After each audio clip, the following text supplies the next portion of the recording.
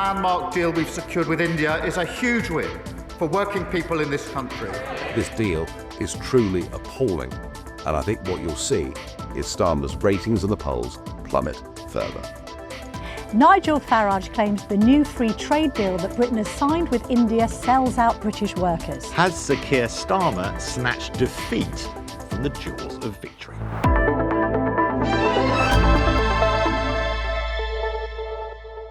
So as a Brexiteer, Kamal, I should be celebrating today a free trade deal with India.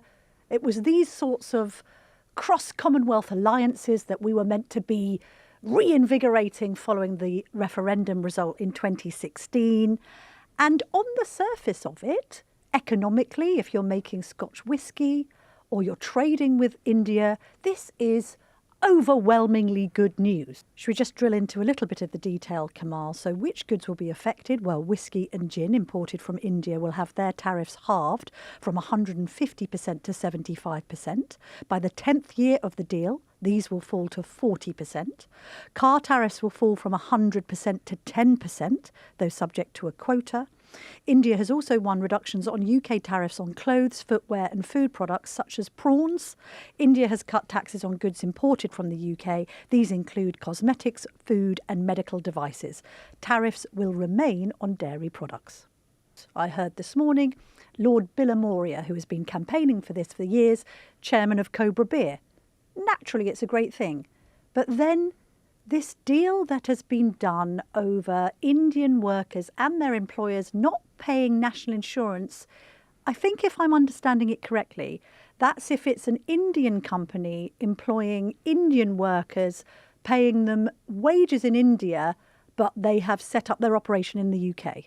Well, they're paying their wages here, Yes. but they still pay their social security payments in their own country. So it's to stop double taxation. So if you are still an employee of the Indian company and you are still paying some of your tax burden in India, you don't pay it twice here. The argument being that you are not going to use the pension system of the UK because you're not going to be here for long enough to do that. And so it's a deal we have with the European Union, South Korea, the United States. But the political problem for Keir Starmer is that this has been raised by Kemi Badenoch and Nigel Farage as meaning that Indian workers, for example, in care homes, will now be cheaper here, 20% cheaper here, than British workers doing the same job because they won't have to pay national insurance. It's also just the optics of it straight after the local election results, which revealed in people's support for reform this sense to which the British worker is being undervalued, underappreciated by Labour, not given enough support. This also plays into the row that is now exploding over winter fuel and the cut to winter fuel. That was a feature of Kemi Badenoch's attack line at Prime Minister's questions earlier. This idea that this so-called party of the British worker actually is giving favourable treatment to others. And as ever, it is extremely effectively communicated by Nigel Farage, who makes the point, hang on a minute. On one hand, you get people employing Indian workers given a break in the tax system for that.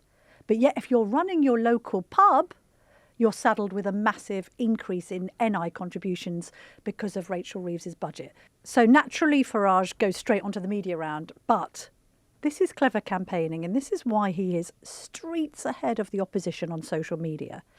Not content with going on the likes of LBC, the BBC and all the rest of it, he thinks to himself, right, I'm just going to record my own video explaining why I and Reform are completely opposed to this, setting out the detail of why it matters.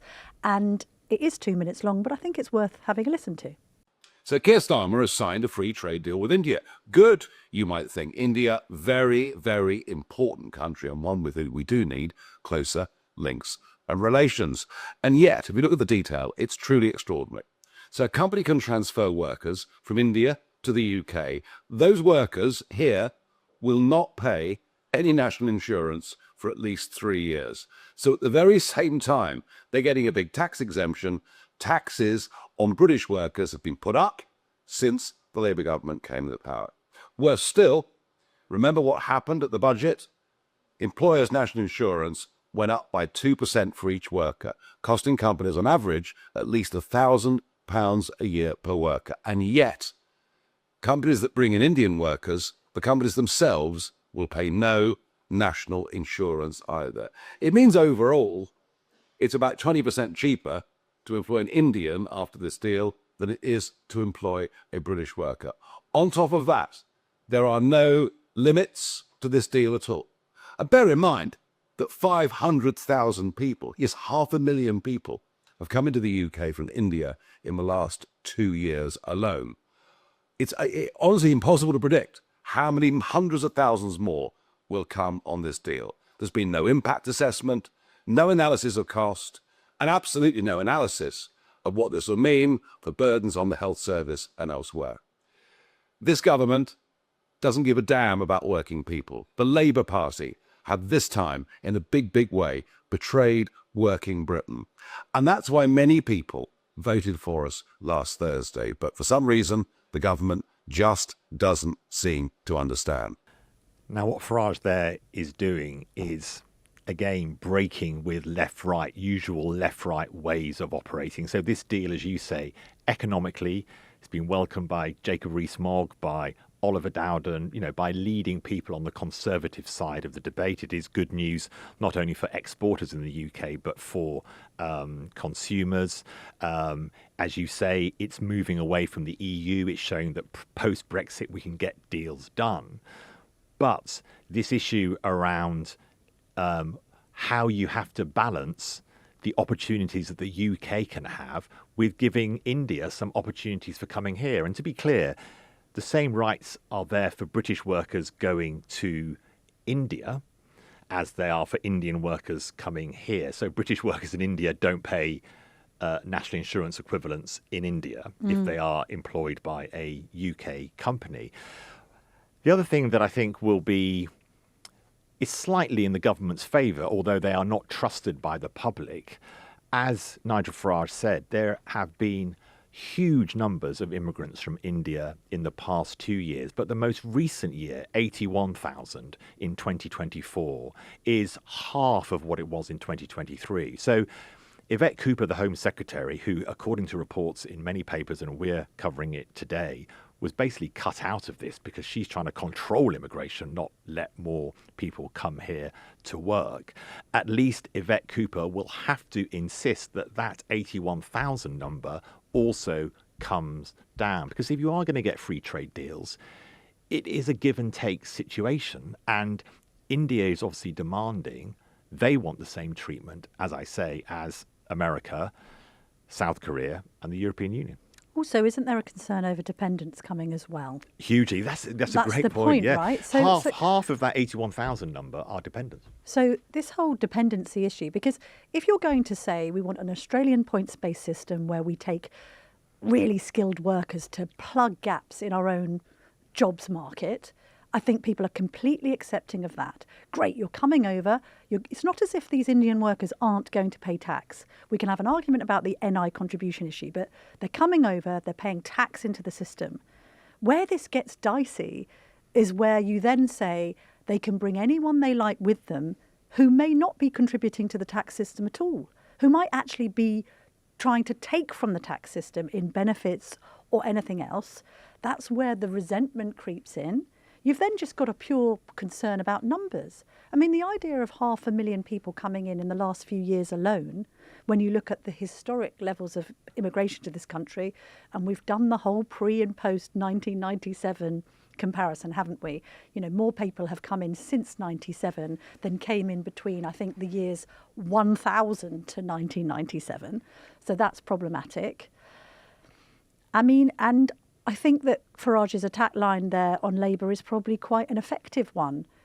The other thing about the Conservatives is they can't land the criticism as well as Reform can, because when Kemi Badenoch expresses concern, for instance, about our ceramics and aluminium industries being screwed, the counter narrative to that is, well, hang on a minute, didn't you help to negotiate this deal? Didn't you put some of these finer points in?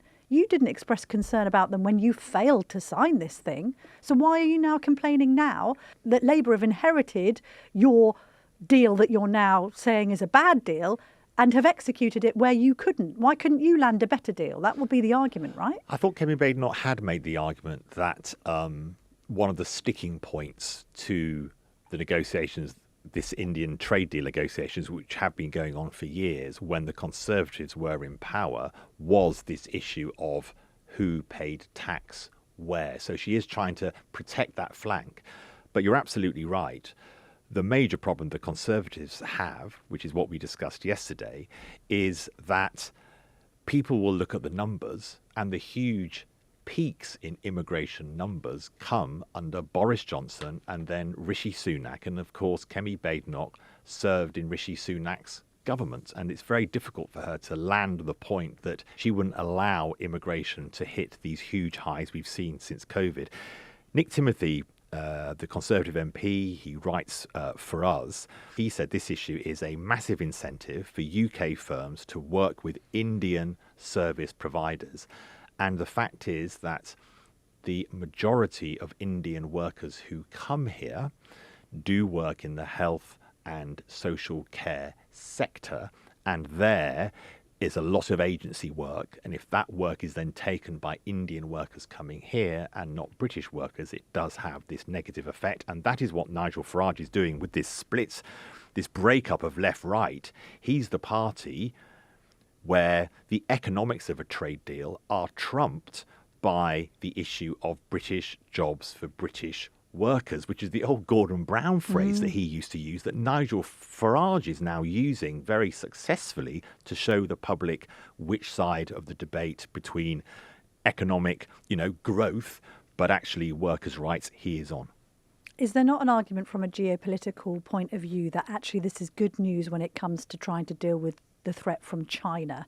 Because much has often been said about India's growth as an economy, how we should be doing these sorts of partnerships, because at the end of the day, our two nations have got a great deal of history in common. And we already have a large number of Indian people living in this country. We're on to not just second generation, but third now. So in that regard, isn't it a good thing?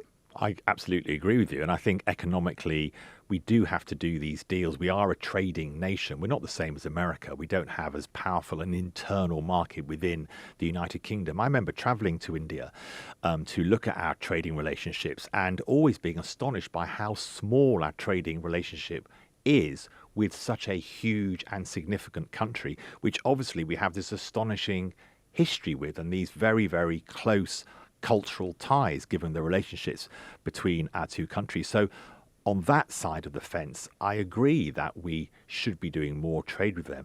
And also these deals are very difficult, just like in America, which we haven't heard about very much recently, this idea of the US trade deal. India it's like 28 countries.